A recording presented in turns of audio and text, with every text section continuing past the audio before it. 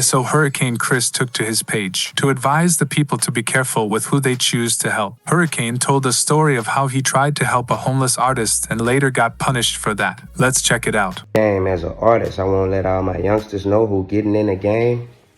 Be careful who you help. Because that same person you see on the ground that you help up, will get up and bite you. Story time. I'm living in Atlanta, just bought a new house.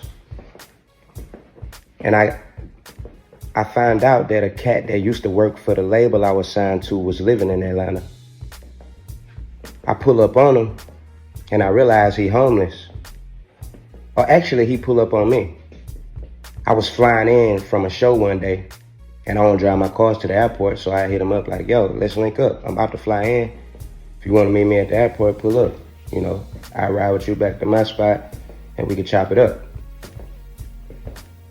So as we ride and I see that his face got real skinny, then I realized homie homeless and got nowhere to stay. As we start rocking over the next couple of days, I find out that he living inside of a U-Haul center, a storage room. He can't afford a can of tuna or a pack of noodles. So I say, boom, I got a company in Louisiana that I know will do some business to put you in a better position and give me a budget for my music. Let's go to Shreveport and let's see if we can make something happen. That way I could structure a big enough deal to be able to take care of you too. Because I was straight before you came.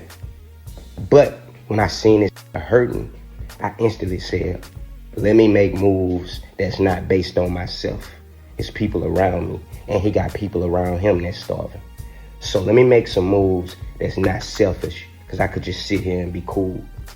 But let me go make some moves to where some new money could come in, and the homies could be straight and get out of this situation they in. What I had to do that was speak highly of these people.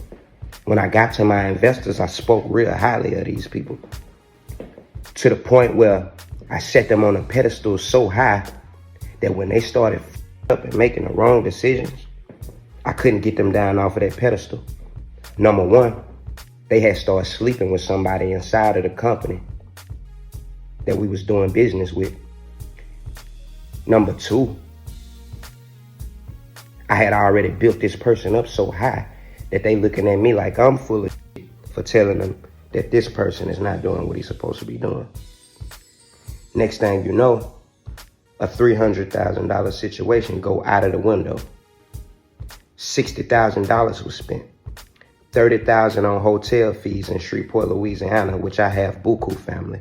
But remember I told you, I make moves to make sure other motherfuckers is situated. $30,000 in hotel fees in Shreveport, Louisiana, because I wanted to make sure he had somewhere to stay and his people had somewhere to stay.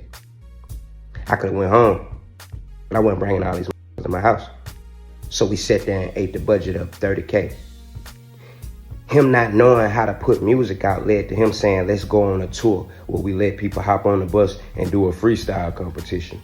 This is another way for him to have somewhere to stay and not to have to face homelessness.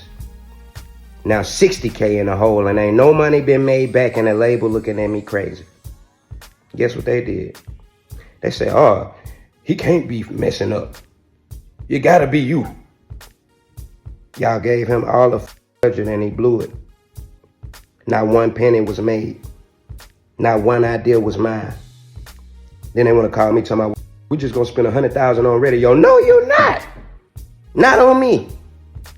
You're not finna spend $100,000 on radio on me. And you ain't got no momentum built. Be careful who you speak highly of. Be real careful.